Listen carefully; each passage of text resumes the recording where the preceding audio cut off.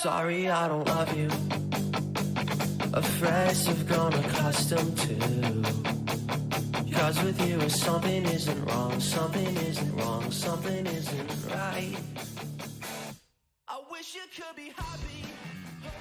Hey everyone, welcome to Geekdom is back, and before we dive into today's episode, I just want to let you all know a little bit about our sponsor, which is the Hear and See podcast from Ian Baldwin. The show is going to be talking to various people within the music industry, and the first episode is already out by the time you are hearing this, so you can subscribe to the show in your podcast app of choice and listen to that. But right now, we are going to have you listen to the trailer for the upcoming season, the first season of the show.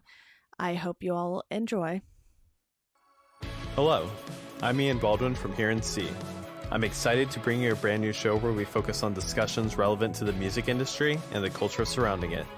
This season, we discuss finding your role in a band, being vulnerable with your art, networking, and focusing on your strengths, with special guests including Kramer Welker from the band You Versus Yesterday. I've had band members in the past that have been like, I don't really know what you want me to do, and I don't know what I'm good at, so why don't you tell me what you need me to do, and I'll figure it out.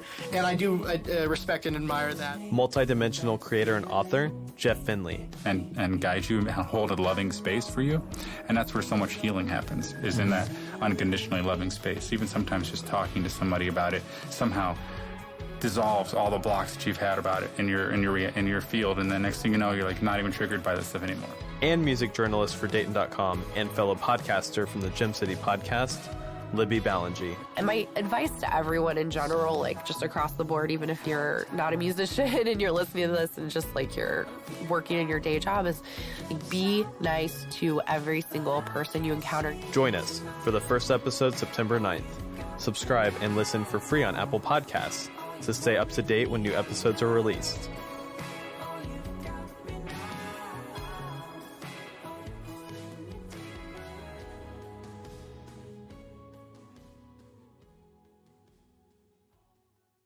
Today we're talking all about Mission Impossible 3 with Tim Matthews. Tim, thank you so much for coming back on a third time to discuss Mission Impossible. We will have you on 3 more times after this to discuss the rest once I get around to them. Hopefully I can watch 4 and 5 relatively soon and still catch Fallout while it's in theaters, because it is still playing at quite a few by me. So I'm hoping that I'll be able to squeeze that in here, but I have no clue when it is going to be leaving theaters because it has been out for quite a while now.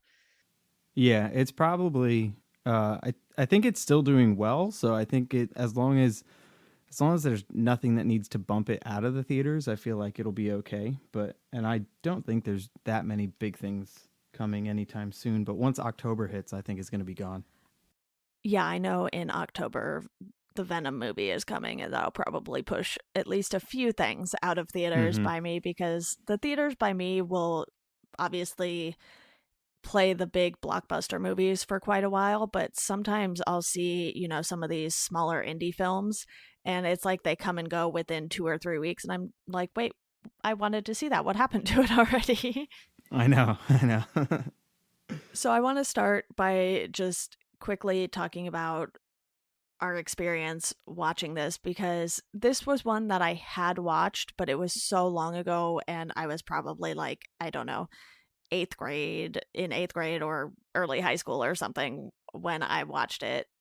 And I think I mentioned this on the previous podcast, but this is the only one we have on DVD for whatever reason. Just 3. That's all we have. And I only really remembered a couple scenes tops from it, and when I was rewatching it before recording this, I was like, I don't remember most of this movie, to be honest with you. So it was almost like rewatching it and still seeing it for the first time again, because when you're younger, you don't necessarily remember things quite as well, especially since I wasn't huge into movies at the time. It was like I would just watch whatever my parents bought and wanted to watch, if it was something I was allowed to watch in the first place. And since this is mostly just an action movie, I think, this one was okay for me to watch. Oh, yeah. Yeah, I was, 2006, so I don't know what month it came out, but that was the year I graduated high school. So I was working in a movie theater at the time. I don't think I was working at Hollister, which was my least favorite job, but I don't think I made the transition. I think I was still at the theater, so I got to see movies for free, which was fun, of course. And I do remember vividly like going to this movie with my friends and being a fan of like the other two movies, but also as much as I enjoyed the second one, I was like, all right, I'm excited for this one, but I was hoping it was gonna go like, more to the side of the first one than the second one, and I think thankfully it definitely does scale it back. So I do remember it being a fun experience seeing it in the theater and being surprised by some of the twists that I really enjoyed. And I want to say this may have been my introduction to Philip Seymour Hoffman, which is not a bad introduction. Yeah, and that basically leads us right into talking about the casting, because I was on the IMDb page for this, and the amount of names I recognized in this movie far surpassed the first two combined, probably. We still have, obviously, Ethan and Luther in it. So those are familiar faces in Tom Cruise and Ving Rhames. But then you Yeah. have Maggie Q, you have Jonathan Rhys Meyers, you have Aaron Paul making a cameo in Yeah. this. So Even random. yeah, even, Sasha Alexander was in it for like 10 seconds. And I was like, oh, and then she was gone. And Yeah. you have these big names too. You have Billy Crudup and Lawrence Fishburne. And I was just so impressed with this cast. And for a lot of these actors and actresses too, they weren't necessarily huge at the time. I believe this was at least a few years before, Aaron Paul broke out in Breaking Bad. So just to see him in this, I was like, oh, yeah, I don't remember him being in this at all. And then you have Michelle Monaghan as well. I have no Mm-hmm. idea if I'm pronouncing half of these names right, but it's just one of those things where you're like, wow, they got a lot of big names that didn't have to play big roles either. Carrie Russell is huge now from her stint on, I believe it's The Americans. It's on my to watch list, so I haven't watched it yet, but I know, she's a very familiar name in sort of that whole, prestige TV conversation lately. Yeah, that one's definitely on my list too. I've heard nothing but good things. Yeah, the Carrie Russell thing, I feel like that mirrors back to like the Emilio Estevez in the first one, where it was like, oh my God, Carrie Russell's in this, and then she's gone. Yeah. So in the same way, the first one was like, yes, Emilio Estevez, and then dead. You're just like, oh. Yeah, even Greg Grunberg is in this for like 10 seconds. I was like, how did they get all of these people? And obviously, some of these names at the time when the movie came out and when my parents and I had watched it on DVD, I wouldn't have recognized them. But, Bellamy Young, even because of her role in Scandal, which I didn't watch. I actually recognized her from Criminal Minds because she had a brief stint on that show as like, the boss man's girlfriend or something like that. So I was just like, oh, okay, she's in this. And you have Simon Pegg, who is the tech guy, and you have Eddie Marsan. It's just such a stacked cast. And honestly, I didn't remember so many of these people being in this movie because it's just like so quick with so many of them. You're like, oh, okay. Oh, they're gone. All right. Well, moving on. Oh yeah. Yeah, this movie flies. Like it even the like down moments don't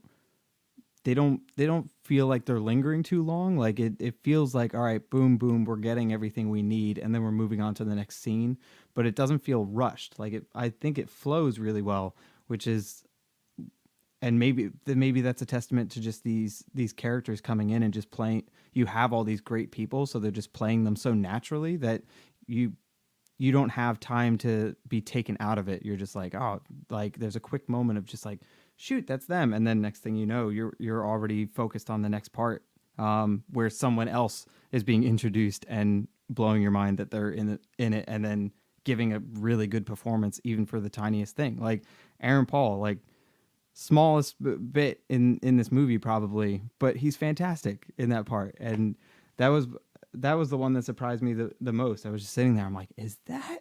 No way. Yeah. And as far as the story goes, too, you mentioned how everything just flies by in this. One of the things I've really liked about the story, though, was the fact that we didn't need to know why Ethan was retired, really.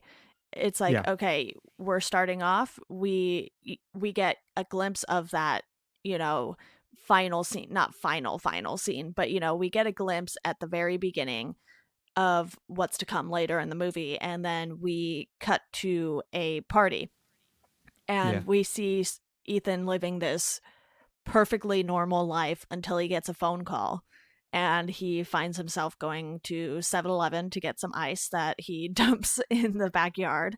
And that is when we first see him come out of retirement, basically, because Billy Crudup's Musgrave is the one who meets him at the 7-Eleven, and he basically tells him, hey, it's Agent Ferris. Are you in? And then when Ethan tries to leave, he just keeps talking and was like, your plane leaves at this time and everything like that. So you know that because of who is in danger, Ethan's going to come out of retirement for this. And by the end of the movie, he doesn't really give an answer as to whether or not he's going to be retired again or if he's going to stay with IMF. And obviously with more movies, we know that he stays, but it's one of those things where, like I mentioned with the other movies, because we know at this point in time that there are more movies to come, we know nothing happens to Ethan that is too terribly bad. Yeah.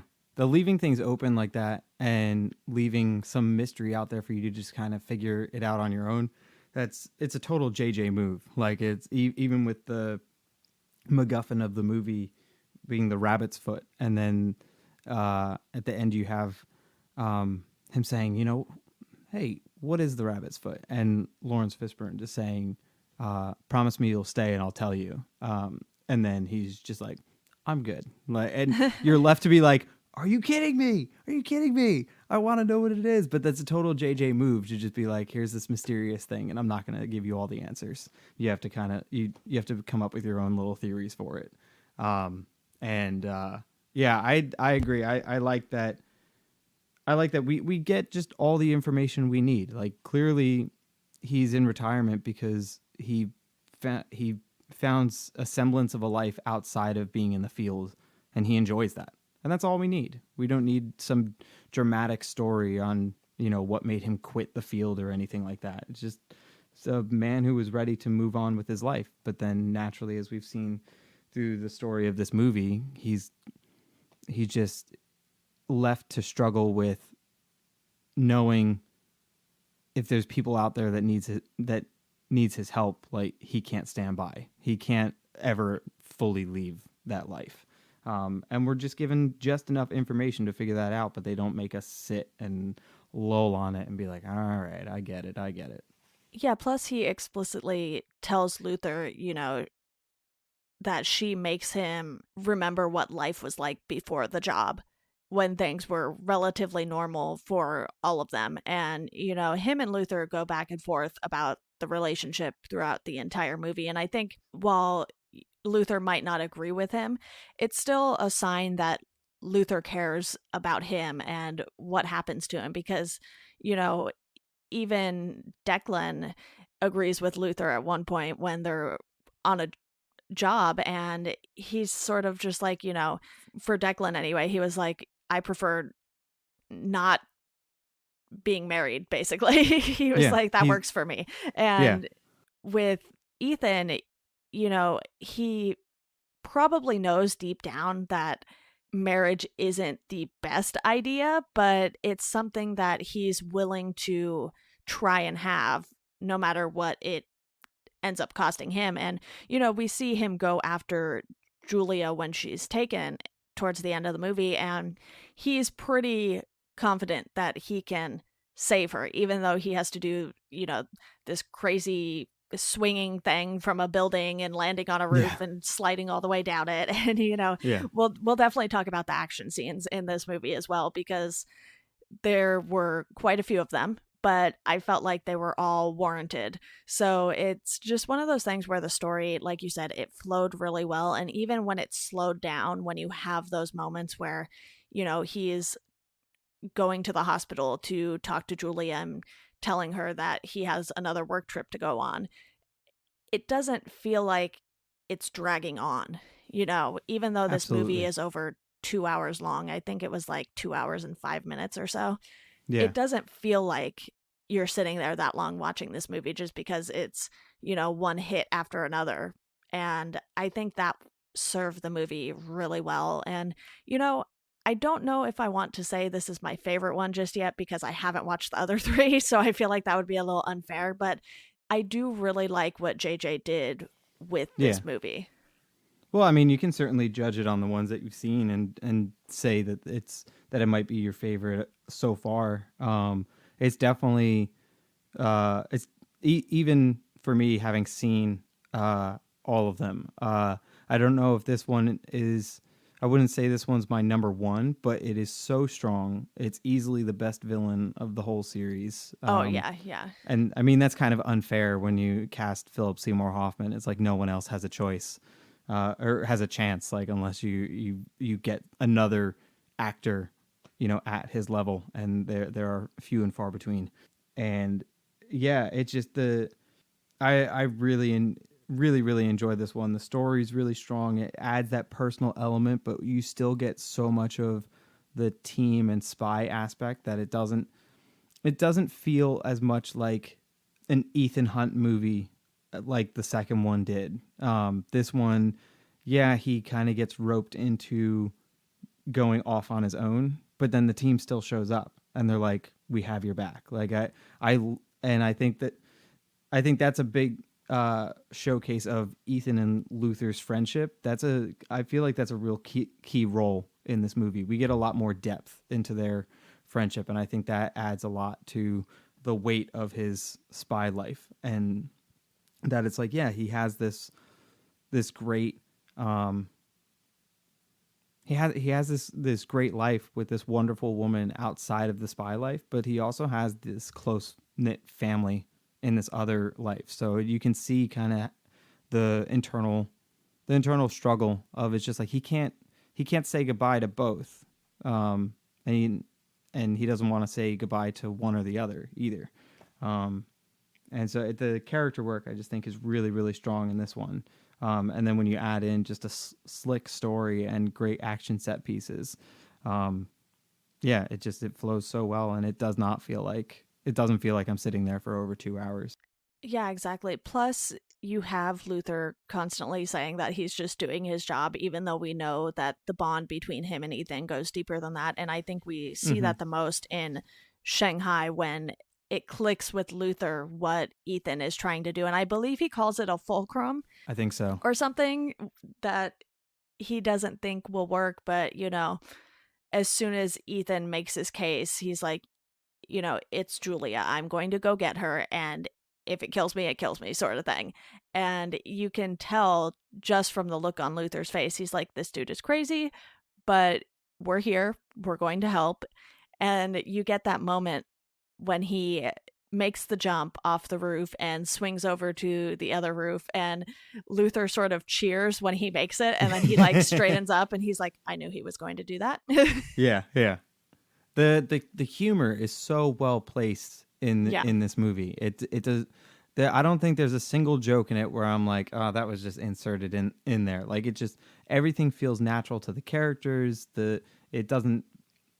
Jokes don't break tension in the wrong places, which in some of the big blockbuster movies these days, I feel like so many of them are just trying to have those like great quick one-liners, and sometimes you're just like, oh, is that really appropriate in that moment? We had kind of a nice little a nice little bit of tension or a nice little bit of emotion, and now you took me out of it with your little joke. And sometimes it makes sense to the characters, sometimes it doesn't. But I think in this movie, they did a really, really good job. It just feels natural, and I feel like the characters all feel real. They don't feel like they're pieced together.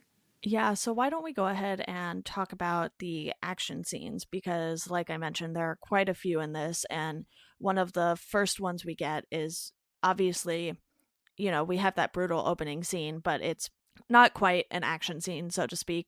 But the first real one we get is when they go to Berlin, the teams together. You have Luther, Yeah. Zen, Declan, and Ethan heading to try and save Agent Ferris. And there are, I believe they count 14 men to Ethan being by himself, and Yeah. everyone else is doing their own parts. And side note, I love Luther's tech again in this one. And he's Oh, just, yeah. he has the big red roller mice basically, and he's just like moving the guns everywhere and shooting everything, and it's fantastic, and it's a So great way awesome. to provide backup without him needing to go inside. And it shows that he's not just the tech guy too.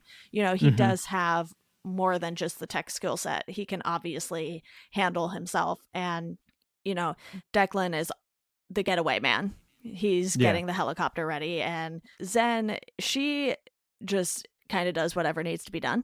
And I think that's sort of a perfect supporting role for Maggie Q in this, because she's another person who will do a lot of her own stunts, I believe, because she's actually trained in multiple martial arts. I don't know which exact ones, but I know Yeah. that is a thing that she has done, and it's something she's pretty well known for too. So to put her in this role where she gets to put that on display in different ways, I think is pretty cool. And she doesn't do like too terribly much fighting in this, but she has this sort of skill set where you're like, okay, we can believe that this is something she can actually do. Yeah, she has a particular set of skills. Yeah, the first action sequence, that was like one of the notes I made, as we've said, that the action sequences just feel natural to the story, and that was a note that I made, was that our first big action scene after the second film, it feels necessary, it fits in with the story, rather than just let's have an action scene here. Like the mission is so cool with the gadgetry, with the team efforts in all the different areas, and then just in the fact that everything goes south, and it's just like everything goes south in such a spectacular way, and it's so exciting, it's intense. You get the moments where, like when Ethan injects the adrenaline into Agent Ferris, and they just go all out, just with this great choreographed, just shoot 'em up, just taking everyone out. Such a good scene. And then she keeps trying to tell him, like, I need to tell you something, and of course, as soon as she goes to say something, then the next thing hits, and they have to keep going. And then, of course, even when they get away in the helicopter, scene's not over. Like it continues going, but it's that helicopter escape is so cool with the windmills. Yeah. I love that. And he just like flies right on through, and then the other one just gets chopped by the windmill. So cool. Yeah, and those things are huge too. Yeah. Most of us probably see them off in the distance. Out here in California, we have a ton of them in a certain area that my parents and I would drive by when we would go camping out in the desert and stuff. And it's just rows and rows of them. And, they just spin at whatever speed. So when I was watching that, it was kind of nerve wracking. You're like, oh boy, why are you doing this? Why is this your escape route? Yeah. It reminds me of and who knows, maybe even knowing that JJ went and did Star Wars and a big fan that he is, it reminds me of like the escape in the Millennium Falcon when they go into the asteroid field, and it's like, well, we'll go in here and they won't follow us, but then of course they follow. So such a good scene. But then, of Yeah. course, it's sad when, Agent Ferris dies, which apparently was going to be more like brutal than that. Apparently, originally, I think JJ, I went to watch special features on the Blu-ray, and there weren't any. But there's commentary that I've read up on the when Film School Rejects does those what we learned from the such and such commentary articles, and I learned in that one that I think originally it was going to be kind of like blood spattery. I think, and then I think naturally it being a PG-13, they kind of toned it down, which I think Right. is better. I don't think it would have been necessary to. These movies aren't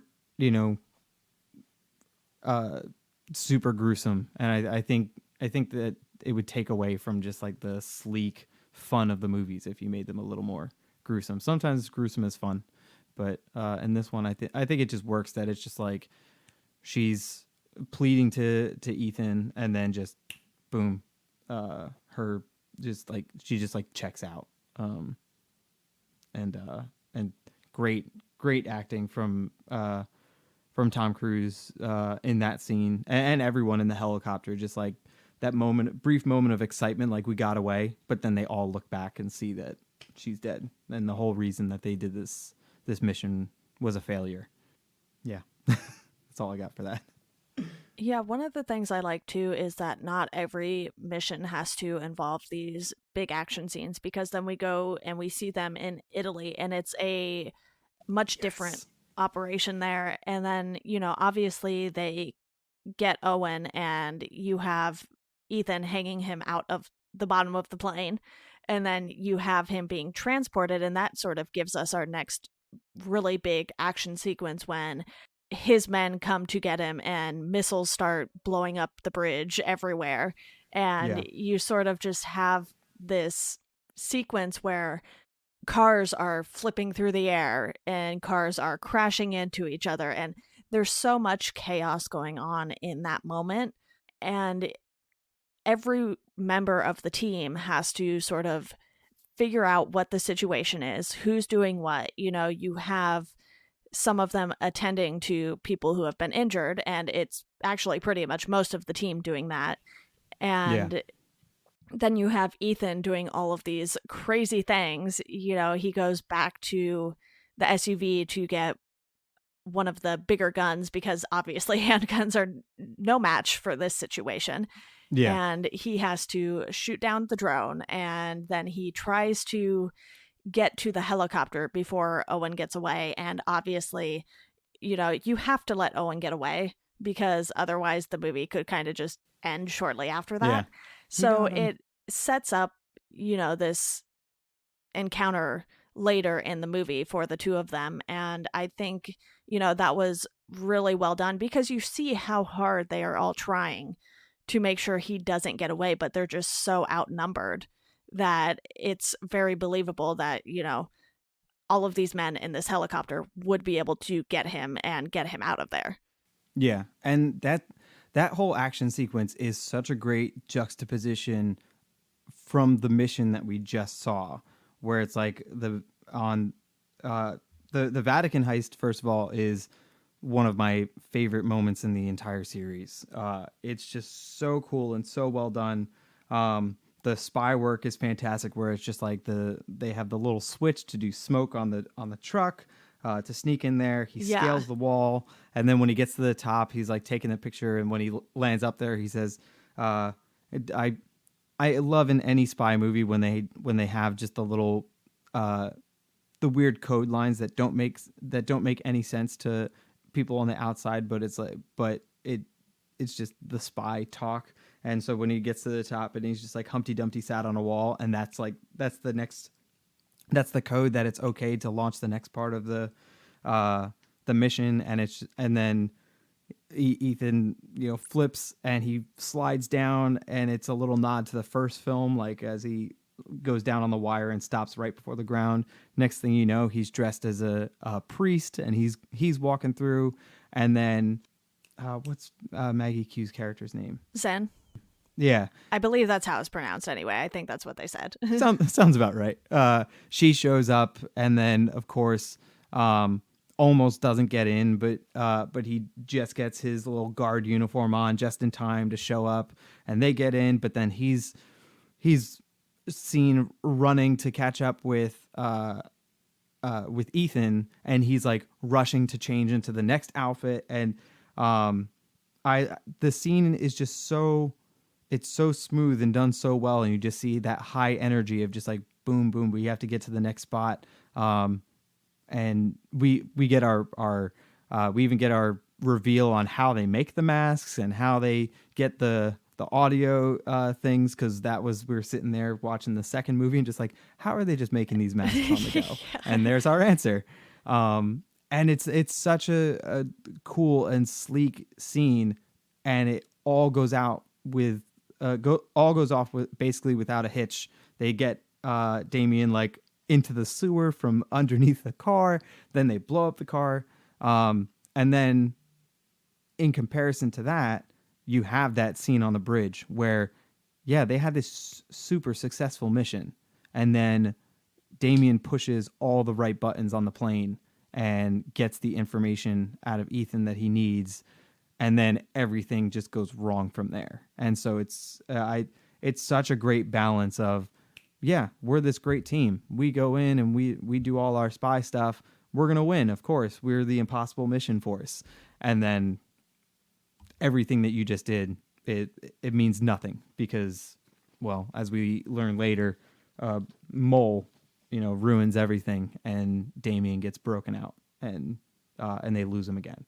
And so it's such a great juxtaposition of just two scenes that are just basically back to back. Yeah, I'm glad that you brought up that the scene in Italy is one of your favorite moments, because I certainly agree with that. But one of the moments that I vividly remembered from the first time that I watched this movie was Ethan running down that walkway in Shanghai when he is going to rescue Julia. And we've Gotta talked love about that Tom Cruise running. Yeah, he runs a lot in this movie too, because after the bridge scene, he races to the hospital and you just see him running and running and running. He's like the Energizer Bunny. And we've talked about how he does all of his own stunts, or at least the good majority of them. So even though we get that really cool scene with him swinging from the building and then, the parachute thing going wrong, I feel like this moment was him at his most desperate almost, because, he's on the phone with Benji getting directions to where the phone call was when he had Musgrave, who is the mole. He lets them believe it's Brassel for a bit, but obviously that does not last until the end of the movie. And he's just running full speed to save her. And that kind of leads us into the last big action scene, and a lot of it has to do with how Julia handles herself too, because she's the one who ends up killing Musgrave. And I just think that moment of desperation from Ethan, he was like, okay, this is my chance to save her, so it's full speed ahead. And Benji is freaking out on the other end of the line, and he's like, I'm going to lose my job. We can share a cell. He's sort of just having this internal panic attack. And it's one of those moments where, Benji adds a little comedy to it, but you can tell how serious it is just by Ethan's reactions to everything. Absolutely. That's a great example of how this movie balances the tension and comedy so well. Because you have Ethan being, absolutely desperate he needs to get to Julia. He needs to save her. He needs to put an end to this. And there's so much tension and intensity in that. And then you have Benji, on the other phone. One of my favorite lines when I forget what list, he's on some most wanted list, and he's like, and that's a spectacular list to be on, I might add, but I'm gonna hang up now. And you have these great jokes from Benji, but none of them take that tension away. You're still roped into, is he going to make it in time? Because and I think we're left with the feeling that generally, yeah, it's Ethan Hunt. He's going to save the day. Everything's going to be okay. But I feel like there's this little glimmer in the back of your mind that reminds you of the beginning of the movie. And you're just kind of like, do they really kill her? Like, is this whole thing that, is this whole movie going to culminate in proof that he can't live this happy life with somebody else? And then when he does finally get to her, but then he's, captured and strapped in, and Julia is shot in front of his eyes, there's the brief moment of just like, no, they didn't really do this. I remember feeling that in the theater, like, just like, no, like this can't work. Like, he has to save the day. Like, you can't just kill her. But I had this moment of just, is she gonna die? And that's such a great sequence. The whole thing from running to get there to finally getting to see how that whole scene in the beginning plays out. And the Musgrave reveal is awesome. I love when he just sits down and just and this is just a testament to Billy Crudup. Like, I really, really like him, and I don't think he's in nearly enough things, but at least that I've seen. But when he sits down and he just kind of sighs a little and says, "It's complicated," to me that's among the best of like reveals in action movies. I thought that was so well done.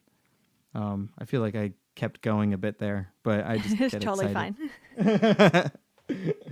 You mentioned that moment with Musgrave showing up when, they have Ethan handcuffed to the chair and everything, and he rips off part of the mask to reveal that it wasn't Julia after all. So they have Ethan go through all of this emotional trauma, Yeah, just to tell him that she's still alive. And then we get that huge running scene from him, and it's just one of those things where it's a powerful moment, even though, it's probably not going to end well for Musgrave now, because oh, that's one, right. Those scenes are flipped. Yeah. Yeah. totally fine. I said it the opposite way. Yeah, it's fine. A lot happens in this movie. It's easy to get things mixed up. But then, Julia ends up shooting him in the end. And I think that is just so fantastic that, she ends up sort of being the hero of her own story in a sense. And obviously you have Ethan, who is actually dead for at least a couple minutes, and she's doing CPR, and then she just starts pounding on him, and he like jerks back to life. And obviously, like I said, we knew he wasn't going to die, but it was still a very intense moment. Yeah, you get caught up in it, and that's the best part about that's my favorite thing, just watching movies. And then I have some friends that I feel like, unfortunately, are kind of incapable of just allowing themselves to get fully roped up into it. And so I have some friends that would sit there and be like, yeah, of course he's still alive. But then it's like, for me, I don't know. It's just like when I'm sitting there watching a movie, my brain just latches on and connects to that world in the movie. And so, yeah, I've watched all these movies numerous times. I know he survived, but I still sit there and I get all tensed up, and just because her performance, and she's so desperate, just trying to save him, even though as a doctor she should know that that's the worst way to do CPR. But it doesn't matter. Like, it's such a great scene, and I'm sitting there and I'm just like, oh my God, come on, wake up. And then he does, and you're just like, whew, okay, Yeah. cool. Yeah, I can relax now. Exactly. Well, do you have any final thoughts on the movie? I think we've covered most of it except for that, final moment, which we will definitely talk about, because Ethan breaks quite a few rules after, him and Julia start walking away. He just starts spilling everything to her, and then the IMF just lets her in. So Yeah. I was Yeah. like, oh, okay. Well, at least she got to meet everyone. That part was kind of cool because you have Luther making that comment earlier about how he'd probably never meet her. And then to Yeah. have that happen by the end of the movie, I was like, yeah, you know what? I think it's fine that she gets to know that he works with Luther, and obviously it's more of a rotating team Yeah. outside Yeah. of Luther, but it's still one of those things where, these people helped save her life. She should be able to thank them for that at least. And Absolutely. just to get them then walking off to get ready to go to their honeymoon and having the movie end there, I was like, yeah, that's a good ending. We don't need to see the honeymoon or anything. That would have just made the movie probably longer than it needed to be. And it's kind of like the beginning. We don't need that explanation there. No, we know that that's just, they went through this harrowing experience. They got married right before all of it happened, and now they finally have this open side to a part of who each other are and their relationship, that they can just go on a honeymoon and just relax and just he doesn't have to feel like he's leading this double life. And as we obviously know, he does stay with the IMF, but he just gets to go off and just be like, you know what, we just went through this whole thing. I don't want to think about the IMF at all. I'm just gonna go on my honeymoon. Just gonna have fun, and then figure it out from there. And it is just a really nice ending, and it's great to see his team, who the whole movie have been telling him, like, this is not a good idea. You shouldn't get involved with someone. And on one hand, they're proven right because of everything that happens. But on the other hand, they get to meet her and see this wonderful person who does fill this hole in Ethan's life that they maybe don't understand, because maybe it's not how they're wired, but they get to see their friend, especially for Luther. He's like, this is that, even though it's like they never really say it. It's like they're like brothers, and he's like, I get to see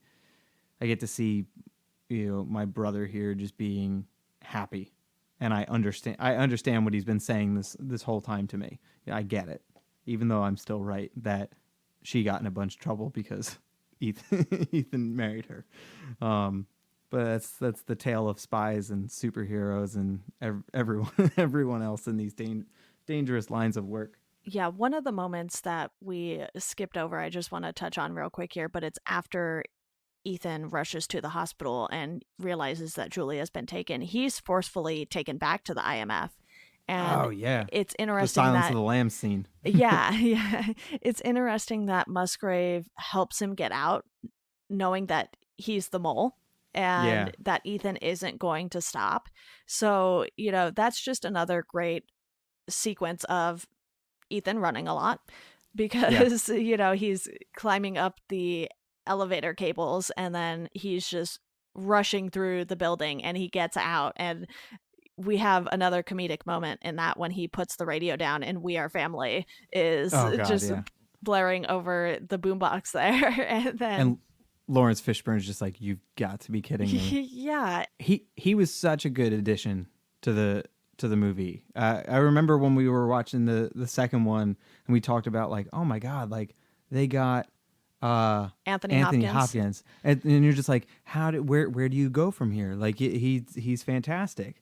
But Lawrence Fishburne is so good in the role of the head of IMF. Like he's got that dickish quality to it, but also like a bit of humor, but also I respect my agents, and he just gets all the balance right, and he gets a lot more to do than the other heads of IMF, so that also helps.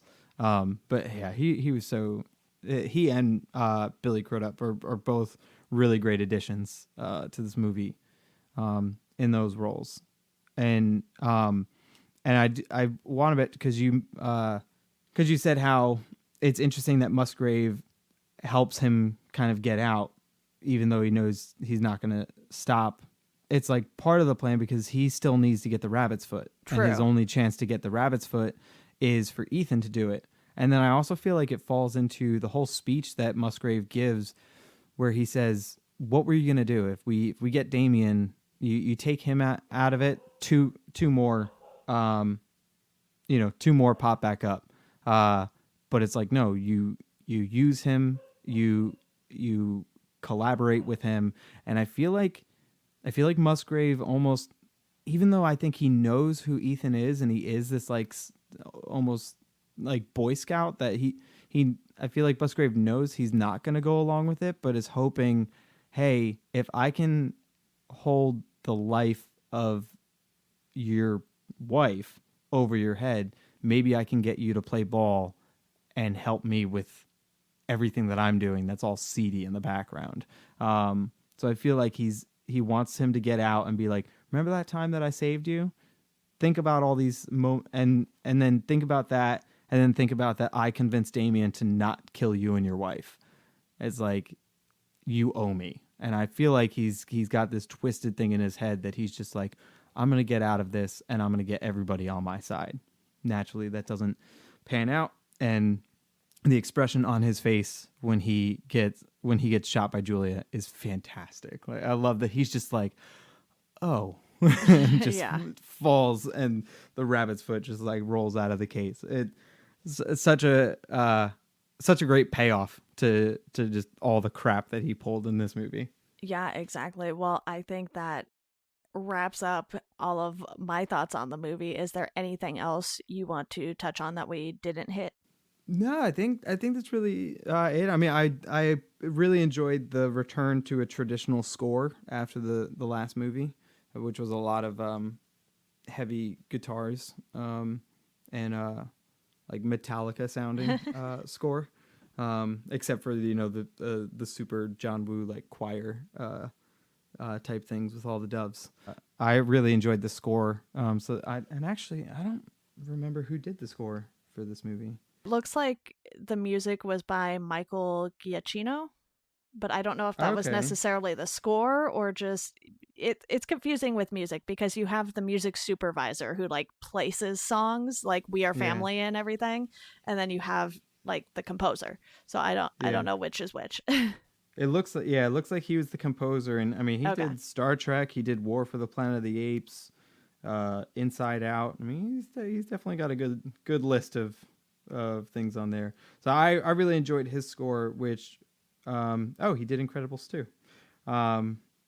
But I enjoyed that it brought back a lot of the things from the themes from the TV show and stuff. When Ethan's showing up to first meet the team and he's on the motorcycle, that like just like dun dun dun dun dun dun, dun, that's playing on the piano. That's all from the TV show. And that's a themes that they continue to build on in the next movies. So I'm excited to talk about the next movies, and I guess really that's my last thought on this one, is that I feel like I love the first one.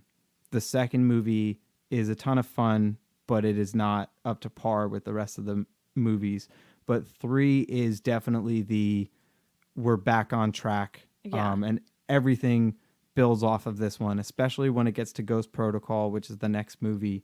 That is the Ghost Protocol. It takes everything from this one, builds on that, and says, this is what the Mission Impossible series is. And so it's like between this and the next movie, it's what defines the series and what it's become. And I think it's entirely for the best. So I'm really excited for you to see the rest of them and to continue discussing these because I clearly don't get tired of revisiting them. Well, that works out nicely for me, and I will definitely keep you updated on watching them and everything. I'm hoping to do that soon. I don't think 4 and 5 are streaming anywhere, so I'll probably have to rent them or something, or see if they're coming to one of the services this month. I don't know. Everything is always like coming and going between Hulu Oh, and yeah. Netflix and Amazon. I'm just like, okay, let me find a place where I can just easily look this up. So I have like a go-to website. It's justwatch.com, and you can search Yeah. for like where movies and TV shows are streaming so that you can sort of figure it out. And it gives you like the prices for everything to rent and buy, so you can just compare everything in one spot. It's nice. I'll link to that in the show notes for anyone else who wants to use it. Oh, awesome. Yeah, that sounds great. Yeah. I think I saw it was somewhere. I'll double check. And then, you know, after we're recording and everything, I'll if I find it, I'll let you know, and that way you don't have to pay to rent it. But I could be wrong. It might be gone. But I'll check. Who knows? Who knows? You never know. Like you said, it's just like every time you turn around, something's either missing, or you have every movie on a streaming service that is not the one that you want to watch. Like in the franchise, they'll always have like, oh, here's 1 and 2, and then we'll give you 5, but you don't get 3 and 4. And Yeah. you're just like, are you kidding me? It's like our DVD shelf. We just have 3. Yeah. None of the rest. Yeah. Awesome. Well, thank you so much, Tim. And to our listeners, as always, thank you all for listening, and we hope you enjoy the rest of your day.